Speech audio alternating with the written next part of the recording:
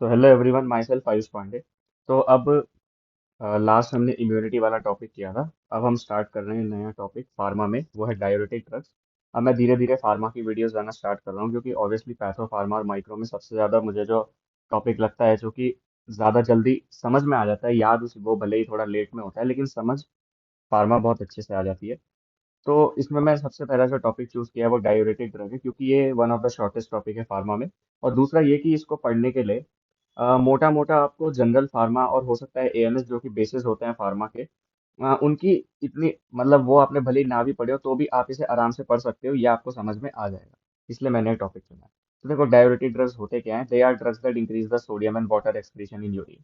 मतलब जो हमारे यूरिन में सोडियम और वाटर का एक्सक्रीशन बढ़ाएंगे, यानी हम इन्हें लेमैन लैंग्वेज में कहें तो ये आपकी बॉडी से जो यूरिन अमाउंट है, उसको यूरिन आउटपुट है उसे इंक्रीज करते हैं और आपकी बॉडी से पानी बाहर निकालते हैं, नमक और पानी बाहर निकालते हैं।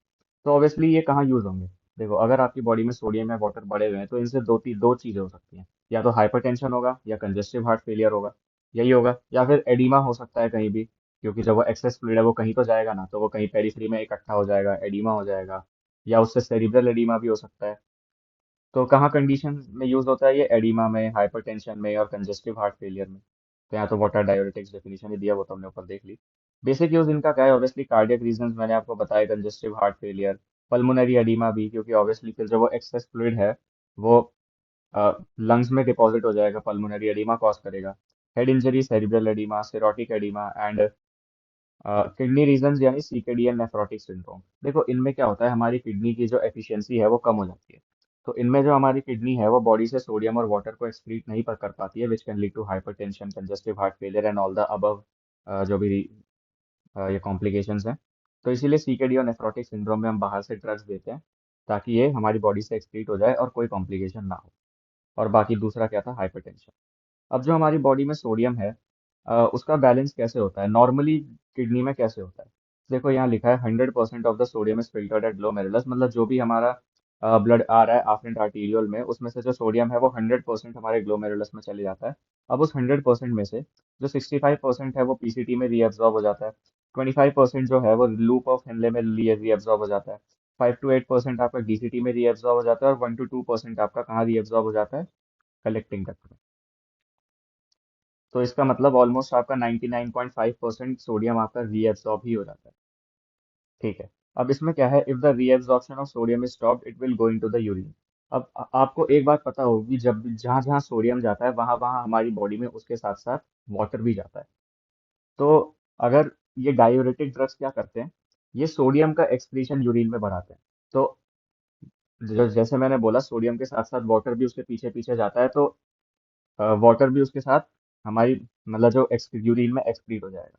तो यहाँ पे वही लिखा है कि if the reabsorption of sodium is stopped, it will go into the urine, और वाटर भी उसे पीछे पीछे फॉलो करेगा।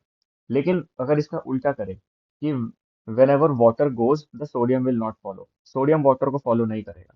So if sodium is lost, water will also be lost, और इसे हम बोलते हैं डायूरेसिस। डायूरेसिस इसे ही बोलते हैं कि सोडियम का लॉस हो रहा है और उसी के साथ साथ वाटर का भी सब्सिक्वेंटली लॉस हो रहा है हमारे यूरिन में। और जो ड्रग्स इन्हें कराते हैं उन्हें तो क्या बोलते हैं? ऑब्वियसली हमने ऊपर देख लिया, डायूरेटिक्स। ठीक है। अब अब मैं इसे जो ये लिखा हुआ है इसे मैं खुद ही समझा देता हूँ। अब देखो, जैसे कि मैंने आपको बताया कि ये चार जगहें हैं। एक तो आपका पीसीटी है, दूसरा आपका लूप ऑफ हेनले है, तीसरा आपका डीसीटी है, और चौथा आपका कलेक्टिंग है। ये चार जगह हैं जहाँ पे सोडियम आपका रीएब्सॉर्ब हो रहा है। तो जो ड्रग्स हम देंगे वो इन चारों जगहों पे ही एक्ट करनी चाहिए। तो अब आप ये बात याद रखना कि जो ड्रग आपके पीसीटी पे एक्ट करती है उन्हें हम बोलते हैं कार्बोनिक एनहाइड्रेज इनहिबिटर्स। जो ये हैं, पहली लाइन में लिखे हैं, जो ड्रग्स आपके पीसीटी पे एक्ट करते हैं उन्हें हम बोलते हैं कार्बोनिक एनहाइड्रेज इनहिबिटर्स। जो ड्रग्स आपके लूप ऑफ हेनले पे एक्ट करते हैं, उनको आप लूप ऑफ हेनले से याद रख सकते हो, उन्हें हम बोलते हैं लूप डायूरेटिक्स। उन्हें हम क्या बोलते हैं? Loop diuretics. जो ड्रग्स आपके डीसीटी पे एक्ट करते हैं उन्हें हम बोलते हैं थायाजाइड डायूरेटिक्स। और जो ड्रग आपके कलेक्टिंग डक्ट पे एक्ट करते हैं उन्हें हम बोलते हैं पोटेशियम स्पेरिंग डायूरेटिक्स। उन्हें हम क्या बोलते हैं? Potassium sparing diuretics.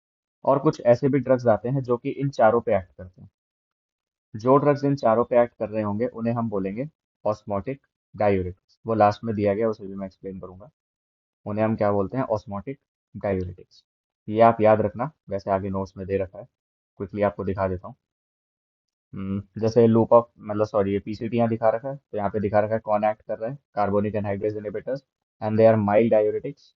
Loop of Henle पे आपका लूप डायूरेटिक्स एक्ट कर रहा है, and they are the highest efficacy diuretics. Highest efficacy है मतलब ये सबसे ज्यादा इनकी इफेक्ट है। तो इन्हें हम कहाँ यूज करेंगे, इमरजेंसी सिचुएशन में यूज करेंगे, क्योंकि हमें सबसे ज्यादा इफेक्ट अगर मिल रहा है तो इमरजेंसी सिचुएशन में सबसे ज्यादा यूजफुल होंगे। अब आप मुझे बताओ कि ये जो चार हैं जो मैंने मतलब ये जो कुछ इनके यूजेस हैं, इसमें इमरजेंसी सिचुएशन सबसे ज्यादा कौन सी है, और वो है आपकी कंजेस्टिव हार्ट फेलियर। तो यहाँ पे आपके लोग डायूरेटिक्स यूज होते हैं। और हाइपरटेंशन में यूज होते हैं thiazide diuretics. Thiazide diuretics hypertension में यूज होते हैं। ये आप अभी याद रखना चाहो रख लो, हालांकि जब हाइपरटेंशन वाला टॉपिक आएगा तब वहाँ ये ज़्यादा डिटेल में हो जाएगा। फिर जो आपका डीसीटी था वहाँ पे है thiazide diuretics, they are medium efficacy diuretics. फिर यहाँ लिखा नहीं है, आगे आएगा, कलेक्टिंग डक्ट में पोटेशियम स्पेयरिंग डायूरेटिक्स होते हैं। और ओवरऑल जो पूरे नेफ्रॉन पे एक्ट कर रहे हैं वो आपके ऑस्मोटिक डायूरेटिक्स होते हैं। तो अब यहाँ जो मैंने बताया वो यहाँ पे वही एक्सप्लेन्ड है। ये जो नोट्स है आप ये मेडिकल स्टडीज जोन एक वेबसाइट है वहाँ से डाउनलोड कर सकते हो। मैंने भी वहीं से डाउनलोड करे हैं और इनको मैंने पढ़ा है अपने सब्जेक्ट के लिए। तो अब देखो, अब एक पॉइंट और है यहाँ पे, वो यहाँ लिखा है कि जो ये तीनों डायूरेटिक्स हैं, that is carbonic anhydrase inhibitors, loop diuretics and thiazide diuretics, ये होते हैं सल्फा डेरिवेटिव्स। तो जिन पेशेंट्स को भी सल्फा एलर्जी होगी उन पेशेंट्स में ये नहीं दी जाती। और देखो एक बात हमेशा याद रखना कि ये जो सारे डायूरेटिक्स हैं इनकी एक कॉमन साइड इफेक्ट है, इन सारे डायूरेटिक्स का एक कॉमन साइड इफेक्ट है, that is decrease in serum potassium. यानी ये हमारे ब्लड में पोटेशियम की मात्रा को कम कर देते हैं और उसे हम क्या बोलते हैं, हाइपोकेलीमिया। तो अब मैंने आपको एक चीज बताई थी कि कलेक्टिंग डक्ट पे एक्ट करते हैं पोटेशियम स्पेयरिंग डायूरेटिक्स। तो इसका मतलब ये है कि अगर हम नहीं चाहते कि पेशेंट में हाइपोकेलीमिया हो तो हम क्या देंगे, potassium sparing diuretics that act at the level of collecting duct. ठीक है। तो कंपनसेशन ऑफ हाइपोकेलीमिया में यही यही लिखा है कि it is compensated by giving potassium sparing diuretics that act at the level of collecting. ठीक है। और एक पॉइंट जो मैंने आपको बताया था कि osmotic diuretics can act through out the nephron and these have high efficacy. ठीक है। बाकी जो मैंने आपको बताया कि ऑस्मोटिक डायूरेटिक्स पूरे नेफ्रॉन पे एक्ट करते हैं, बट अगर मेजर साइट की बात करें तो वो है proximal convoluted tubule and lobe of Henle. क्यों? क्योंकि majority of the sodium PCT से कितना आपका 65% ऑफ द सोडियम रीअब्सॉर्ब हो रहा था, लोब ऑफ हेनले से कितना हो रहा था, ऑलमोस्ट लाइक 25 रीअब्सॉर्ब हो रहा था। जो आपका मेजोरिटी ऑफ सोडियम है वो इन्हीं दोनों जगह से रीअब्सॉर्ब हो रहा है। तो इन्हीं दोनों जगहों पे इसका मैक्सिमम एक्शन होगा। तो अब मैंने आपको एक क्लासेस ऑफ ड्रग्स बता दी डायबिटिक्स में। अब जो सबसे पहली ड्रग मैंने आपको बताई थी जो कि पीसीटी के लेवल पे एक्ट कर रही थी वो थी आपकी कार्बोनिक एनहाइड्रेज इनहिबिटर। इसमें आप दो एग्जांपल जो मेन आपको याद रखने हैं वो हैं एसिटाजोलामाइड और ब्रेनजोलामाइड। देखो, आपको फार्मा में हमारे टीचर ने भी हमें कहा था ये कि मिनिमम हर कैटेगरी से जो भी आप कैटेगरी पढ़ते हो कहीं भी ड्रग्स की, उसमें मिनिमम दो एग्जाम्पल तो आपको याद रखने ही है, दिस इज मिनिमम। तो इसमें जो सबसे इजी एग्जांपल है वो तो यही है, एसिटाजोलामाइड और बेंजोलामाइड। करते क्या है, नाम में ही छुपा है कि they inhibit the carbonic anhydrase enzyme. और कैसे इनहिबिट करते हैं, नॉन कॉम्पिटिटिवली इनहिबिट करते हैं। अब ये पॉइंट जो लिखा है कि अगर नॉन कॉम्पिटिटिव इनहिबिशन हो रहा है तो वी मैक्स कम होता है, के एम सेम रहता है, ये तो फर्स्ट ईयर में भी पढ़ते हैं। और क्या क्या ये तो नीट के टाइम भी पढ़ते हैं। अब इनका मैकेनिज्म ऑफ एक्शन क्या है कि देखो, हमारा जो ये पीसीटी है इसमें एक चैनल होता है that is sodium hydrogen channel. ये क्या करता है, सोडियम को रीएब्सॉर्ब करता है और H प्लस को एक्सक्रीट कर देता है। अब जब H प्लस एक्सक्रीट होगा तो बाहर HCO3 माइनस आयन से कंबाइन करके H2CO3 बनाएगा। H2CO3 फिर कार्बोनिक एनहाइड्रेज की प्रेजेंस में स्प्लिट करके CO2 और H2O बनाएगा। फिर जो है वाटर है, जो जैसे कि मैंने आपको बताया, वाटर क्या करता है, सोडियम को फॉलो करता है, वाटर भी फिर अंदर रीएब्सॉर्ब होगा। तो रीएब्सॉर्ब होके फिर वो CO2 से कंबाइन करके अगेन H2CO3 बनाएगा। फिर वो अगेन H प्लस और HCO3 में टूट जाएगा और फिर ये H प्लस बाहर चला जाएगा and this cycle will continue.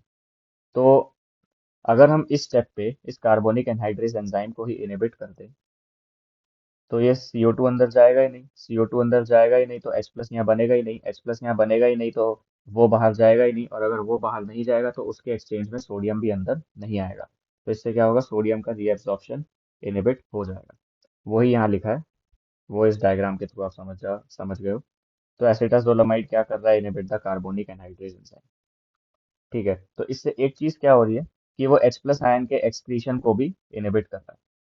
वो H प्लस आयन के एक्सक्रीशन को भी इनहिबिट कर रहा है, तो इससे क्या होगा, लॉजिक की बात है, आपकी बॉडी में H प्लस आयन बढ़ जाएगा। बॉडी में जब H प्लस आयन बढ़ता है तो उसे क्या बोलते हैं हम, मेटाबॉलिक एसिडोसिस। तो वही यहाँ लिखा है कि it can result in hyperchloraemic metabolic acidosis. ठीक है, अब हाइपरक्लोरेमिक क्यों लिखा है, क्योंकि ये लाइन आप देखें, when the bicarbonate is lost the proximal convoluted tubule will increase the reabsorption of chloride. इसीलिए हाइपरक्लोरेमिक, क्योंकि क्लोराइड आयन भी बढ़ रहा है और H प्लस बढ़ रहा है, तो इसमें मेटाबॉलिक एसिडोसिस। एक चीज और है कि यूरिन में बाइकार्बोनेट एक्सक्रीट हो गया तो उससे यूरिन क्या हो गई, एल्कलाइन। अब एल्कलाइन यूरिन में चांसेस होते हैं कि कैल्शियम या फॉस्फेट के स्टोन्स बन जाएं। ये एल्कलाइन यूरिन का ये साइड इफेक्ट होता है कि अगर आपकी यूरिन ज्यादा एल्कलाइन है तो उसमें कैल्शियम फॉस्फेट स्टोन्स बन सकते हैं। ठीक है, अब एसिटाजोलामाइड के यूज क्या क्या है। It is drug of choice for acute mountain sickness और हाई एल्टीट्यूड सिकनेस। क्यों ड्रग ऑफ चॉइस है ये अक्यूट माउंटेन सिकनेस में, तो when a person ascends to high altitude there is hypoxia. ये तो आपने फर्स्ट ईयर में भी पढ़ा था कि हाइपोक्सिया होता है। अब इससे क्या होगा, जो ब्रीदिंग होगी वो फास्टर होगी और पेशेंट क्या है, कार्बन डाइऑक्साइड लूज कर देगा। अब कार्बन डाइऑक्साइड क्या होती है, एसिडिक, वो बॉडी से चली गई तो बॉडी में क्या हो गया, रेस्पिरेटरी एल्कलोसिस। और ये ड्रग क्या करा रहे थे, मेटाबॉलिक एसिडोसिस, जिससे कि दोनों नलीफाई हो गए और क्या हो गया फिर से न्यूट्रल इन्वायरमेंट। ओके। और दूसरा क्या है कि हाई एल्टीट्यूड पे patient can develop pulmonary oedema, so obviously it is a diuretic, so it is a diuretic that can take care of it. Acute congestive glaucoma में भी ये देते हैं, ग्लाउकोमा में क्यों, क्योंकि वहाँ पे ये जो एक्वस ह्यूमर है उसका सिंथेसिस बंद कर देता है। मेटाबॉलिक एल्कलोसिस में देंगे क्योंकि ये क्या करा रहा था, मेटाबॉलिक एसिडोसिस करा रहा था। ठीक है, एपिलेप्सी के चांसेस ये कम करता है। Dorzolamide and benzolamide are used for glaucoma. और बाकी ये डाइक्लोरफेनामाइड जो कि नीचे लिखी थी, अगर अगर आपने देखा हो, it is it is used in familial periodic paralysis. Main तो आपका ये था जो मैंने आपको ये बताया, मेटाबॉलिक एसिडोसिस वाला। इसके एडवर्स इफेक्ट क्या होते हैं, एलर्जी, क्यों, क्योंकि मैंने शुरू में बता दिया था, सल्फर ड्रग है। दूसरा क्या था, हाइपरक्लोरेमिक मेटाबॉलिक एसिडोसिस। तीसरा क्या था, अल्कलाइन यूरिन। चौथा जो मैंने आपको बताया था कि तीनों डायूरेटिक का होता है, वो क्या होता है, हाइपोकेलीमिया। ठीक है, ये चार ही मेन आपको साइड इफेक्ट्स याद रखने।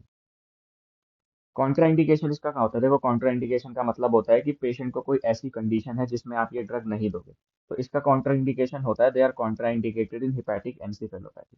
हिपैटिक एनसीफेलोपैथी एक कंडीशन होती है जिसमें अमोनिया लेवल्स जो है वो हाई रहते हैं, क्योंकि जो लिवर है वो प्रॉपरली उसको मेटाबोलाइज नहीं कर पाता है। और फिर वो जो अमोनिया है वो ब्रेन में एंटर करेगा, फिर आपने फर्स्ट ईयर में बायोकेम में भी पढ़ा होगा कि वो ब्रेन में एटीपी सिंथेसिस नहीं होने देता है। ठीक है, अब अमोनिया, ठीक है, तो इसीलिए इट कैन कॉज एनसीफेलोपैथी। तो ammonia is basic. Now ammonia needs to be thrown out, but it can get reabsorbed and will worsen the hepatic encephalopathy. अब देखो अमोनिया भी अल्कलाइन है और यूरिन भी अल्कलाइन है, तो इस कंडीशन में क्या होगा कि वो अमोनिया आयनाइज नहीं हो पाएगी। अब अगर क्योंकि वो आयनाइज नहीं हो पाएगी तो वो रीएब्जॉर्ब नहीं बट एक्सक्रीट नहीं हो पाएगा। तो इसलिए जो अमोनिया लेवल है वो हमारी बॉडी में इंक्रीज ही रहेगा। ये इसका एक कॉन्ट्राइंडिकेशन है हेपेटिक एनसेफेलोपैथी। ठीक है, दूसरे जो डायोरेटिक्स मैंने बताए थे जिनकी सबसे ज्यादा एफिकेसी होती है, मतलब सबसे ज्यादा इफेक्ट होता है, वो होते हैं आपके लूप डायोरेटिक्स। और ये कहाँ एक्ट कर रहे हैं, नाम से ही पता चल रहा है, they act at the level of loop of Henle. Okay, अब इनका मैकेनिज्म ऑफ एक्शन होता है, they inhibit the sodium potassium two chloride cotransport. Sodium potassium two chloride transport को ये इनहिबिट करता है, बस। और इसमें कौन कौन से ड्रग्स आते हैं, दो ड्रग्स जो मैंने आपको बताया जैसे आपको याद रखने हैं, एक तो है फ्यूरोसिमाइड और एक है टॉर्सिमाइड। फ्यूरोसिमाइड का ब्रांड नेम लैसिक्स होता है और टॉर्सिमाइड लॉन्गेस्ट एक्टिंग है। ठीक है, ये भी आप याद रख सकते हो तो रख लो, वरना फ्यूरोसेमाइड टॉर्सिमाइड ही बहुत है। कि ethacrynic acid is a non sulphur drug, तो इसीलिए क्या है, इसकी एलर्जिक मैनिफेस्टेशंस नहीं होगी। मैकेनिज्म ऑफ एक्शन तो देखो मैंने आपको बता ही दिया कि sodium potassium two chloride transporter को ये इनहिबिट करता है, यही आपको याद रखना है। बाकी एक चीज और कि अब आप इसे ऐसे याद रखो कि जो फर्स्ट ड्रग थी वो तो आपकी मेटाबॉलिक एसिडोसिस करा रही थी। कौन सी थी, कार्बोनिक एनहाइड्रेज इनहिबिटर। अब जो नंबर 2 और नंबर 3 की ड्रग्स होगी, जैसे जो कि कौन सी आपकी लूप और थायराइड डायरेटिक्स, ये आपकी मेटाबॉलिक एल्कलोसिस कराती है। ये आपको याद रखना है, जो कि यहाँ लिखा हुआ भी है कि हाइपोकेलीमिया तो देखो सभी कराती है, मेटाबॉलिक एल्कलोसिस इसका एक साइड इफेक्ट है। दूसरा साइड इफेक्ट क्या है, decrease the sodium, potassium, magnesium, calcium chloride in the body. ये सोडियम पोटेशियम, देखो सोडियम का तो एक्सक्रीशन कराएगी हाइपोकैलिमिया में, इसका साइड इफेक्ट है। बाकी मैग्नीशियम, कैल्शियम और क्लोराइड, इनका ये एक्सक्रीशन हमारी यूरिन में करा देती है, तो इससे क्या होगा, हाइपोमैग्नीशियमीमिया, हाइपोकैल्सीमिया, ये सब। एडवर्स इफेक्ट इसका क्या है, ऊपर बताया मैंने, इलेक्ट्रोलाइट एबनॉर्मेलिटीज। क्या करा रहा है, पोटेशियम कम करा रहा है, हाइपोकैलीमिया, सोडियम कम करा रहा है, हाइपोनेट्रीमिया, क्लोराइड, मैग्नीशियम, कैल्शियम कम करा रहा है। बाकी साइड इफेक्ट क्या होते हैं, metabolic alkalosis, decrease the extra cellular fluid. क्यों? क्योंकि जो आपकी बॉडी से एक्सेस फ्लूइड था वो तो ड्रेन हो ही गया, बट क्योंकि ये हाई एफिकेसी है, ये जो बॉडी में प्रेजेंट फ्लूइड है जो कि बॉडी के लिए इंपॉर्टेंट भी है, उसे भी एक्सक्रीट करा देती है। एलर्जी तो करा ही रही है, क्यों करा रही है, क्योंकि सल्फर ड्रग है। ये इंपॉर्टेंट पॉइंट है अगला, कि दे कॉज ओटोटॉक्सिसिटी। ओटोटॉक्सिसिटी क्या है, that is toxicity of the year. किससे ज्यादा देखा जाता है, एथाग्राइनिक एसिड। ऐसे याद रखो कि जो फ्यूरोसेमाइड, टॉर्सिमाइड है, वो तो सल्फर ड्रग है, तो सल्फर एलर्जी कराएगी। एथाग्राइनिक एसिड एलर्जी नहीं करा रही है, तो क्या करा रही है, ओटोटॉक्सिसिटी। और यूरिक एसिड इंक्रीज कर रही है। यूजेस क्या है, पल्मोनरी एडिमा। पल्मोनरी एडिमा में एक डायूरेटिक ऑफ चॉइस है फ्यूरोसेमाइड। ठीक है, क्योंकि फ्यूरिसिमाइड क्या करती है, ये वैसोडाइलेटरी प्रोस्टाग्लैंडिन्स रिलीज करती है, जो कि क्या करता है, आपके वेन्स को डायलेट करता है। तो वो क्या करेगा, जो आपका फ्लूइड है उसको वेन्स में शिफ्ट कर देगा रादर देन द आर्टरीज। अब जब आर्टरीज में कम फ्लूइड रहेगा तो वो लंग्स में कम ऊज आउट होगा, जिससे पल्मोनरी एडिमा होगा वो या तो बहुत कम हो जाएगा, या तो मतलब नहीं होगा। ठीक है। अब लूप डायूरेटिक्स को हम एनसेट्स के साथ दे सकते हैं, ये एक क्वेश्चन है, ये हमारे पेपर में भी आया था। और देखो इसका आंसर क्या है, कि लूप डायरेटिक्स क्या करा रहे थे, ऊपर देखा, वैसोडाइलेटरी प्रोस्टाग्लैंडिन्स रिलीज करा रहे थे। तो वैसोडाइलेटरी प्रोस्टाग्लैंडिन्स क्या करेंगे, वैसोडाइलेट करेंगे ब्लड वेसल को। और जो एनसेड्स होते हैं उनका non steroidal anti inflammatory drugs, ये क्या कराते हैं, ये आपके वैसोडाइलेटरी प्रोस्टाग्लैंडिन्स का इफेक्ट आने नहीं देते। तो इसका मतलब क्या है, कि जो आर्टरी है वो कंस्ट्रिक्टेड ही रहेगी। अब यहाँ पे तो जो लिखा है वो लिखा है, इसे रीड कर लेना। इससे मेन क्या होता है, कि जो आपकी रीनल आर्टरी है वो कंस्ट्रिक्ट हो जाती है, which can lead to renal ischaemia और डिक्रीज जीएफआर। ये मेन है। ठीक है। दूसरा क्या है, इडीमा में यूज होते हैं, सिरोटिक सीकेडी नेफ्रोटिक सिंड्रोम में यूज होते हैं, हाइपर कैल्सीमिया में यूज होते हैं। क्यों? क्योंकि अभी हमने देखा है क्या करा रहा था, कैल्शियम को लॉस करा रहा था यूरिन में। तो अगर ब्लड में कैल्शियम बढ़ा हुआ है, तो ये ड्रग अगर हम देंगे तो कैल्शियम कम हो जाएगा, नॉर्मलाइज हो जाएगा। दूसरा हाइपरटेंशन में देते हैं, हाइपरटेंसिव इमरजेंसीज में। मैंने आपको ऊपर क्या बताया था, कि हाइपरटेंशन में ड्रग ऑफ चॉइस वैसे तो थायराइड डायूरेटिक्स है, लेकिन अगर हाइपरटेंसिव इमरजेंसी है तो हम लूप डायूरेटिक देंगे, क्योंकि हमें उस वक्त मैक्सिमम जो हमारा रिजल्ट है वो चाहिए। कंजेस्टिव हार्ट फेलियर में देते हैं, अक्यूट क्रॉनिक। ठीक है। फिर जो तीसरी हमारी ड्रग्स हैं, दे आर थायराइड डायूरेटिक्स। कौन से लेवल पे एक्ट करते हैं, act at the level of BCT. इसमें दो आप याद रखो, chlorothiazide and hydrochlorothiazide. Chlorothiazide and hydrochlorothiazide. ठीक है। अब थायराइड लाइट डायूरेटिक्स कौन कौन सी ड्रग्स हो सकती हैं, क्लोरथाइलिडोन, इंडापामाइड, मेटालाजोन। ये आप चाहो तो छोड़ दो, नॉट इम्पॉर्टेंट, बट ये मेन है, क्लोरथायजाइड एंड हाइड्रोक्लोरथायजाइड। ठीक है। मैकेनिज्म ऑफ एक्शन क्या है, सिंपल याद रखो, इनिबिट करते हैं sodium chloride symport in the DCT. Sodium chloride symport को डीसीटी में इनिबिट कर देंगे, जिससे सोडियम रीअब्सॉर्ब नहीं हो पाएगा और वो यूरिन में एक्सक्रीट हो जाएगा। ठीक है। और क्या करते हैं, this stimulate the activity of parathyroid hormone and increases the calcium reabsorption. तो देखो ऊपर हमने लूप डायरेटिक में पढ़ा कि वो कैल्शियम को यूरिन में लॉस करा रहे थे, और थायराइड डायरेटिक्स क्या करते हैं, कैल्शियम को लॉस नहीं कराते हैं, तो ये हमारे सीरम में कैल्शियम को इंक्रीज करेंगे। कैसे याद रखेंगे, loop diuretic starts with L, so they will lose calcium, while thiazide diuretics उल्टा है, they will gain calcium। ठीक है, ऐसे याद रखने से। और क्या था इनके पास, mild carbonic anhydrase inhibitor properties भी होती हैं। और दूसरा क्या है, सल्फोनामाइड से डेरिवेटिव है, सल्फा ड्रग्स हैं, तो एलर्जी भी होगी। ठीक। अब इसका यूज कहाँ है, they are first choice drug for hypertension, जैसे कि मैंने आपको बताया था। एडिमा में C H F, cirrhotic oedema, osteoporosis में because it will help in calcium reabsorption. Osteoporosis में होता क्या है, कैल्शियम की कमी हो जाती है, तो कैल्शियम अगर बढ़ा रहेगा तो अच्छा रहेगा उस कंडीशन में। And they are use to decrease the renal calcium stones, क्योंकि यूरिन में कैल्शियम ही नहीं जाएगा तो और स्टोन नहीं बनेगा अगर ऑलरेडी है। और diabetes insipidus both central and peripheral, उसमें भी ये यूजफुल है।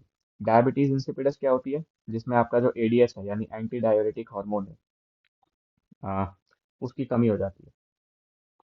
तो they are used in diabetes insipidus. क्यों? ये मैं, इसका एक बहुत मेन रीजन है जो कि मैं आपको आगे बताऊंगा, बहुत इंपॉर्टेंट है वो।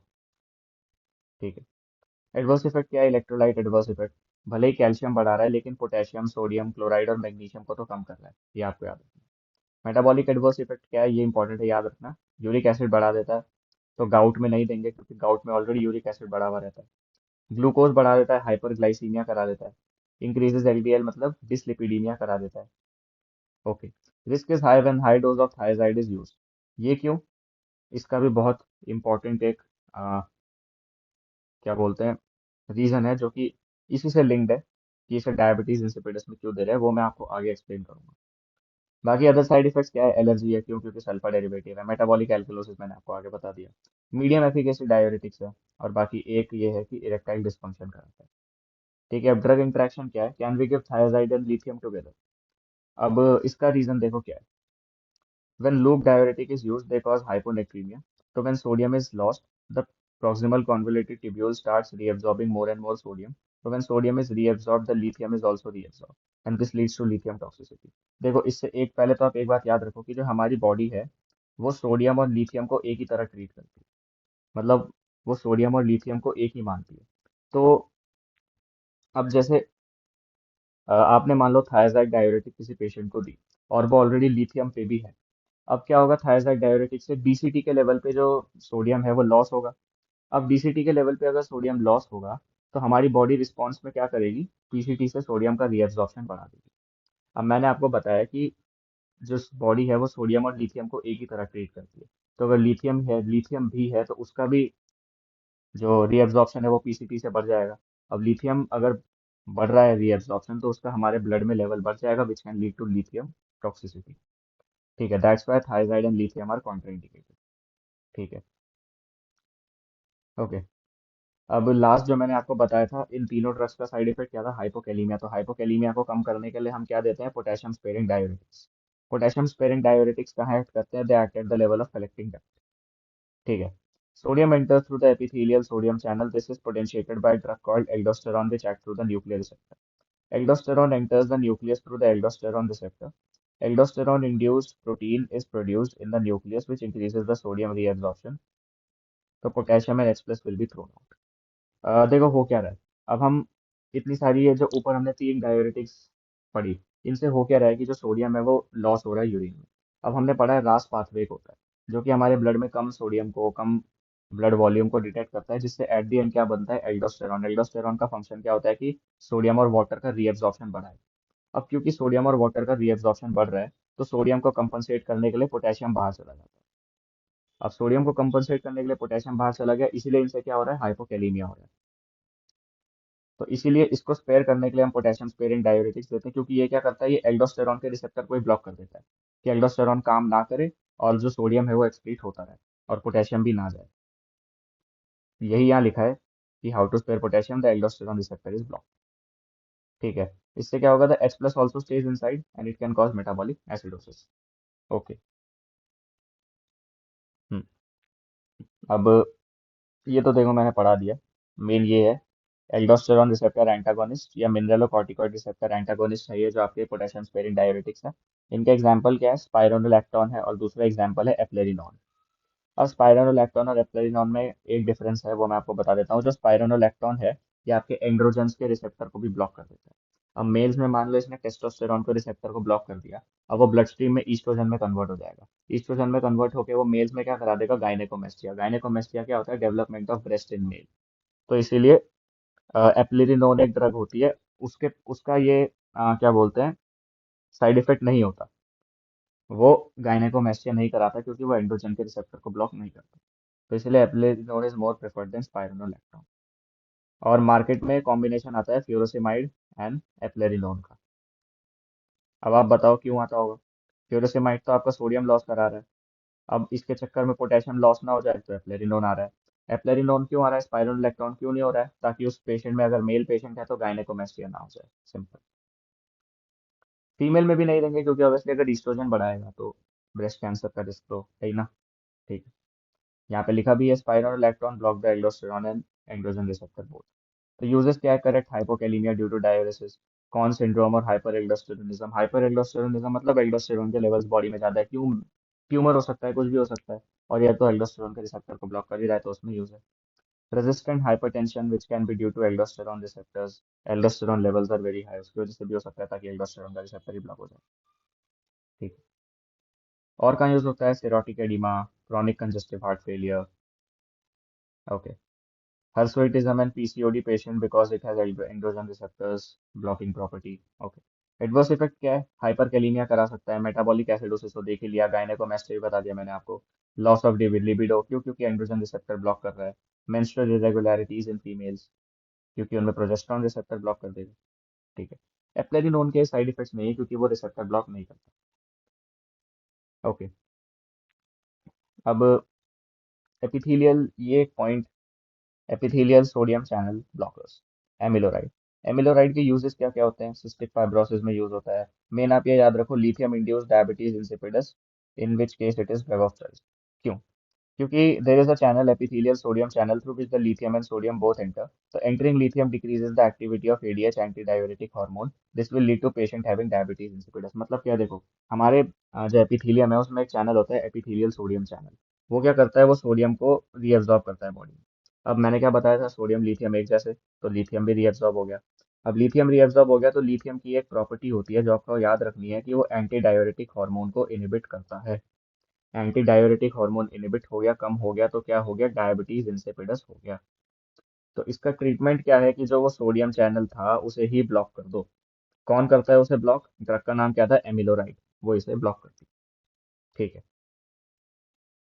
हाइपरकैलेमिया एंड मेटाबॉलिक एसिडोसिस कहना चाहिए इस केस। अब ऑस्मोटिक डाययूरेटिक्स जो सबसे लास्ट में थे, जो कि कहाँ एक्ट कर रहे थे? एंटायर नेफ्रॉन में एक्ट कर रहे थे, लेकिन सबसे ज्यादा कहाँ? पीसीटी और लूप ऑफ इनले में। इसमें क्या आते हैं? Mannitol, glycerol, urea, isosorbide. सबसे इंपॉर्टेंट क्या है इसमें? मैनिटॉल। क्योंकि आपने सुना भी होगा मैनिटॉल हम सेरिब्रल एडिमा में देते हैं और ग्लाकोमा में देते हैं। तो mannitol is the most important among these. बाकी आप तो आपको चारों ही रखने हैं। अब मेनिटॉल का मैकेनिज्म ऑफ एक्शन क्या है? This acts on the tissues. तो इसमें है क्या? इसे रीड करते हैं। देखो, when the patient is suffering from cerebral oedema, mannitol is given. Now mannitol enters the blood vessel. It is an osmotic agent that will pull the excess of the edema water into the blood vessel. So when water increases inside the blood vessel, there is decrease in pressure in the tissues। मतलब जो हमारे brain में blood भरा हुआ है इसे ये blood vessel में वापस खींच लेता है। ठीक है। तो this increases the blood volume. Volume will be carried to the heart and heart must work more. So when the heart pumps, it reaches the nephron, it acts through the entire nephron, but major place of action is PCT. Since it is osmotic agent, it will not allow the water to go out of the lumen. Okay. यानी hydronephrosis भी नहीं होने देगा। Now this will cause massive diuresis along with electrolyte abnormalities। सारे electrolyte loss, water loss सब कुछ हो जाएगा। तो कहाँ कहाँ दे रहे हैं? Used in cerebral edema, acute congestive glaucoma, when there is pulmonary edema the left ventricle has failed so there is back pressure। तो इससे आप क्या समझ रहे हो? खुद सोचो कि अगर पल यहाँ पे लिखा गया है पल्मोनरी एडिमा है तो लेफ्ट वेंट्रिकल मतलब फेल हो चुका है पेशेंट का। तो हाँ, लंग्स में ऑलरेडी बैक प्रेशर है।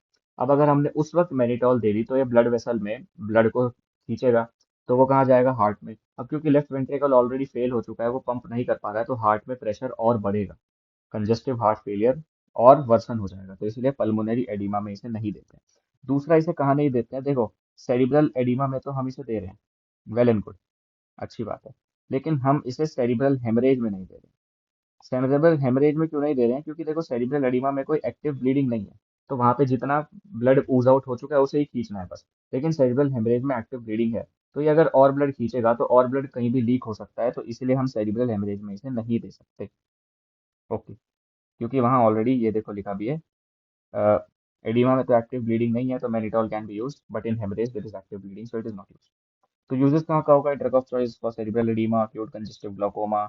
It is used in poisoning. क्यों? क्योंकि अभी हमने पढ़ा है डायूरेसिस करा देता है मैसिव, तो जो पॉइजन है वो भी यूरिन के थ्रू बाहर आ जाएगा। It is used in impending renal failure. क्योंकि रीनल फेलियर में क्या होता है? ऑलिग्यूरिया होता है, मतलब ब्लड वॉल्यूम कम हो जा, ब्लड नहीं सॉरी, बट यूरिन आउटपुट कम हो जाता है, तो वहां पे अगर इसे देंगे तो डायूरेसिस होगा, जितने भी टॉक्सिन्स सब कुछ थे वो यूरिन के थ्रू बाहर आ जाएंगे। कौन इंडिकेट कहाँ करेंगे? बताया अभी, cerebral haemorrhage, pulmonary oedema. In case of renal failure anuria this is not used. Okay. Blood volume increases and oedema worsens if the drug is used. ठीक है।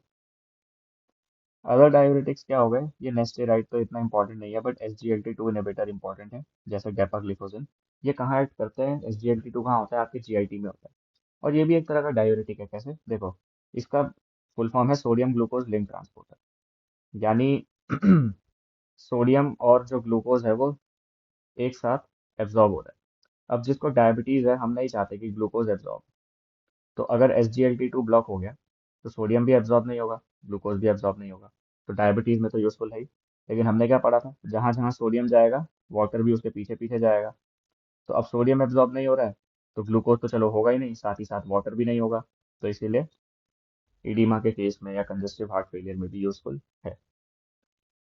तो ये था टॉपिक डायूरेटिक्स का। मैंने इसे शॉर्ट में, जितना शॉर्ट में हो सके उतना शॉर्ट में एक्सप्लेन किया है, कोई पॉइंट छोड़ा नहीं है। अगली वीडियो में हम पढ़ेंगे एंटी डाययूरेटिक, यानी एंटी